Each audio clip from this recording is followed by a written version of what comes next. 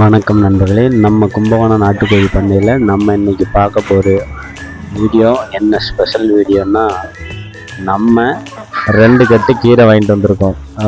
2 கட்டு கீரையில் இப்போதைக்கும் 1 கட்டு கீரை மட்டும் அரிஞ்சு நம்ம பண்ணை கொண்டு வந்திருக்கோம். ஒரு 10 கோழிக்கு மட்டும் நம்ம தனியாக பண்ணையில் வச்சுருக்கோம். மற்ற கோழிலாம் வீட்லேயே நம்ம ஒரு 20 கோழி போல் வளர்ந்துக்கிட்டு இருக்குது. அது இல்லாமல் ஒரு 15 குஞ்சு வந்து தனியாக லோடிங் செட்லாம் போட்டு தனியாக அதை விட்ருக்கோம் ஒரு தாய் கோழியோட. அது வந்து மறுபடியும் நான் வீடியோவில் காமிக்கிறேன். இப்போ நம்ம கீரையை போட்டோன்னா நம்ம கோழிலாம் ஒன்றுக்கு ஒன்று எப்படி போட்டுக்கிட்டு சண்டை போட்டுக்கிட்டு சாப்பிட்றது பாருங்கள்.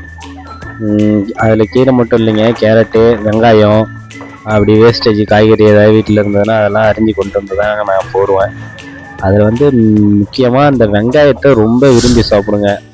கீரையும் அது மாதிரி சாப்பிடுவோம், போட்டுக்கிட்டு சாப்பிடுவாங்க. இப்போதைக்கும் இதில் வந்து ஒரு 4 சேவை இருக்குது. பாக்கி எல்லாம் வந்து பொட்டை கோழி. அதில் 2 கோழி மட்டும்தான் முட்டை விடுற ஸ்டேஜில் இருக்குது, முட்டை விட்டுக்கிட்டு இருக்குது. பாக்கி எல்லாம் இன்னும் ஒரு மாதம் ஆகும் முட்டை விடுறதுக்காக. இந்த மாதிரி நீங்களும் தனியாக ஷெட்டு போட்டு எப்படிலாம் பண்ணி ரன் பண்ணுறீங்க அப்படின்னு சொல்லி நமக்கு கமெண்ட் பண்ணுங்கள். நான் இது வரைக்கும் நம்ம கோழியை வெளி மேய்ச்சலுக்கெல்லாம் விடல. ஏன்னா நம்ம பண்ணையில் வெறும் மரம் எதுவுமே இல்லை, ஒரே வெயிலாக இருக்கும், ஓப்பன் பிளேஸாக இருக்குது. நாய் தொல்லை, கீரி பிள்ளை தொல்லை இந்த மாதிரிலாம் நிறையா இருக்கிறதுனால வேண்டி நான் வேலை இல்லாமல் வீட்டில் இருக்கிற டைம் மட்டும் நம்ம கோழியை வெளியில் திறந்துட்டு மேய்ச்சல் போடுவோம். எப்பயாவது வாரத்துக்கு ஒரு நாள் மட்டும். மற்ற நாள்லாம் உள்ளே தான் நம்ம தீனி தண்ணி எல்லாம் வச்சுட்டு வந்துட்டோன்னா அதுக்கிட்டே எடுத்துக்குவோம்.